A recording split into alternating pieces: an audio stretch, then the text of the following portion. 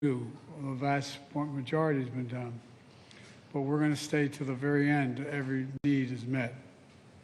And we continue to hold Norfolk Southern accountable, make sure they make your community whole now and in the future. And what they do not make whole, what they cannot make whole, what isn't made, the government will make whole. We have an obligation. We have an obligation. I can already see this derailment won't define you. It just, it defines you in a different way.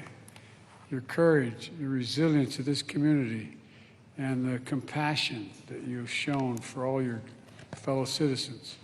Let me be clear. While there are acts of God, this was an act of greed that was 100% preventable. Let me say it again. An act of greed that was 100% preventable. We were pushing the railroads to take more precautions, to deal with braking, to deal with a whole range of things that were not dealt with. Norfolk Southern failed its responsibility. We know multi-million-dollar railroad companies transporting toxic chemicals have a responsibility to do it safely. And again, Norfolk Southern failed. My administration was on the ground within hours, working closely with the governor, the mayor, the senators, the House members, community leaders, to make sure you have everything you need. My administration ordered Norfolk Southern to clean up the mess it created and ensure it was done right. That includes an executive order I signed to continue our priority to hold Norfolk Southern fully accountable for this disaster and any long-term effects that are able to be identified as time goes on. Not just here, but also in Darlington, Pennsylvania, where I just visited an hour or so ago. Working with the state, we've tested the air, the water, the soil quality, deployed teams of health experts, provided emergency loans for local businesses. But it's not done yet. There's more to do. Today, I'm announcing the award of 6 National Institutes of Health grants to some of America's best research universities to study the short and long-term impacts of what happened here. That includes just north of here, Case Western University. So you'll have a top researcher with you as long as you need, as long as it has to go on. I also want to restate my support for the bipartisan rail safety bill. Senator Brown, Senator Vance, and the congressman from Pennsylvania and others require stronger protective measures when trains are carrying hazardous waste. Storage tank cars. We argued about this for years. They should be stronger. They should be able to survive crashes without exploding. Undated brakes that meet higher safety standards. The fact of the matter is there was a lot of discussion ahead of time before this occurred about the safety of the braking systems of many of these railroads or trains.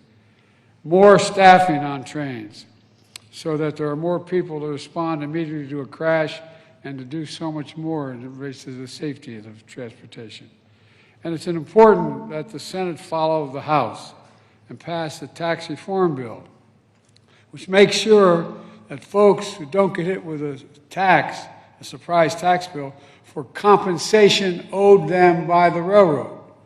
That's not taxable income to them. We've got to make sure that that occurs, that no one is taxed for anything that is reimbursed or received from Norfolk Southern. It's not right. I support this tax reform bill, and we got to get it done. All told, we have done in 1 year what would typically take many years, and we're going to keep going. Like I said, your compassion and resilience of the leadership of this community and the people of this community, the courage of your firefighters, law enforcement officers, first responders who run into danger to save others, they deserve the care and resources we owe them to be followed and their health needs followed as well. Because that's what we do. It doesn't matter if you're a Democrat or Republican or Independent. What matters is we're all Americans. Everyone. We look out for one another. We leave no one behind, and we come back stronger than before. That's what you're doing here. That's what's happening right here in this community. That's what's going on downtown in your parks as well. Your downtown's reopened and the parks are reopened. Students were frustrated Opposing schools wouldn't travel here for sports events, but now you're playing home games again, finally. That's pride. That's also progress. But we have other obligations, and that's here to stay here as long as it takes to get everything done and be sure no one's left behind. In moments like this, let's remember who we are. We're the United States of America, for God's sake. We have obligations to one another. There's nothing beyond our capacity when we do it together, and we're going to stay here and do it together as long as it takes. May God bless you all, and may God protect our troops. We have a lot to do. Now let me turn this over to the EPA Administrator, Michael Regan, and he'll have a few things to say as well. Michael?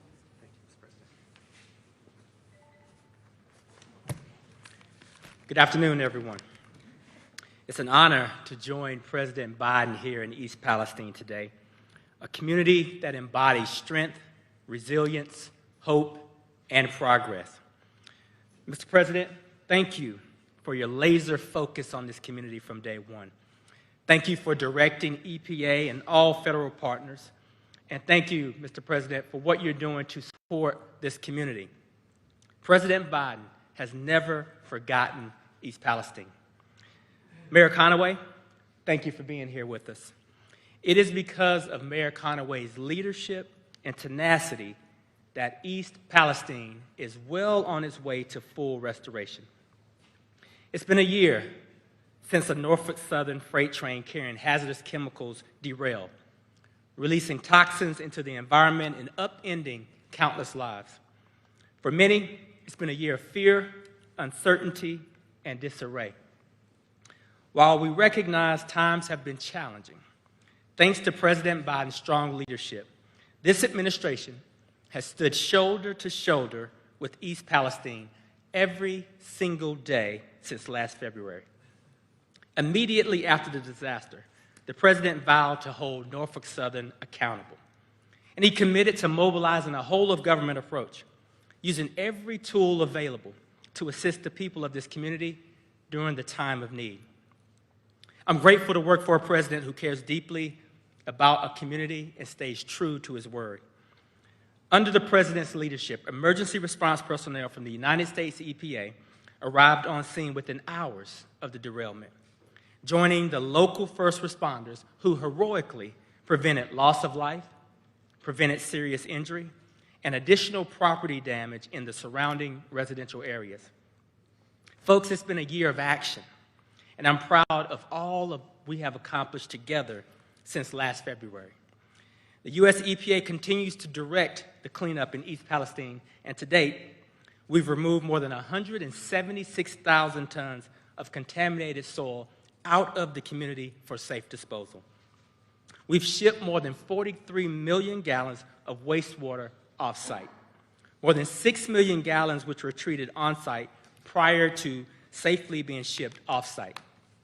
We've collected more than 115 million air monitoring data points and more than 45,000 samples in and around the community using high-tech EPA aircraft, mobile labs, and stationary monitors.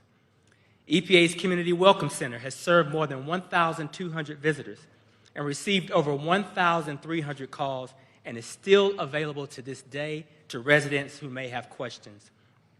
My agency continues to engage residents and provide information through our regular newsletter and community events.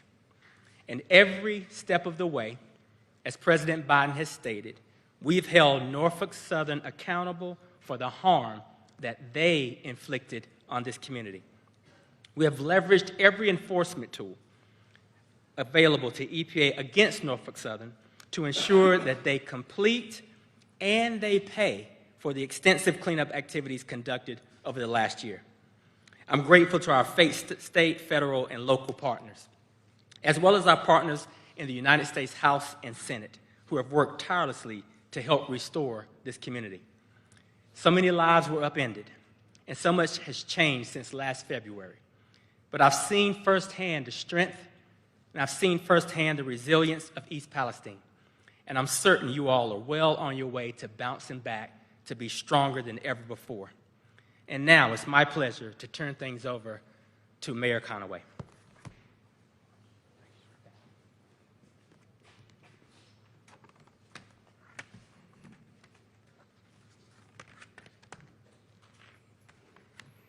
Thank you all for coming.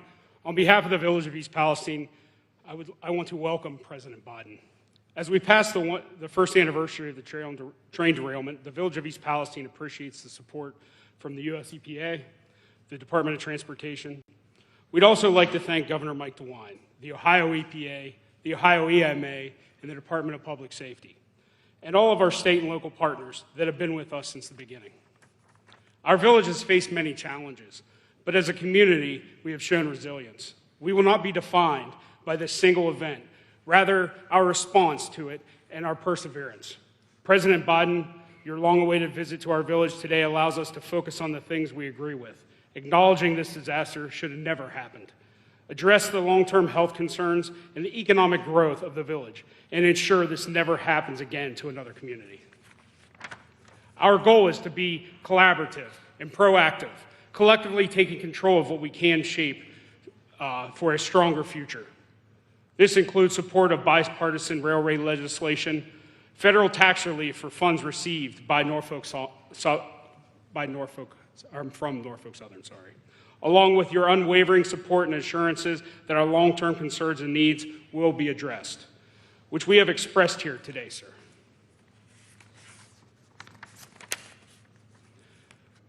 We will not stop working, though. We will continuously strive to improve, not relying on just external aid, but on each other and our own efforts to elevate the village. We are committed to seizing every opportunity for growth, enhancing our community's strength, resilience through initiative and perseverance. Here in East Palestine, we are rooted in pride, tradition, and unwavering in our drive for progress and to determine the outcome of any obstacle.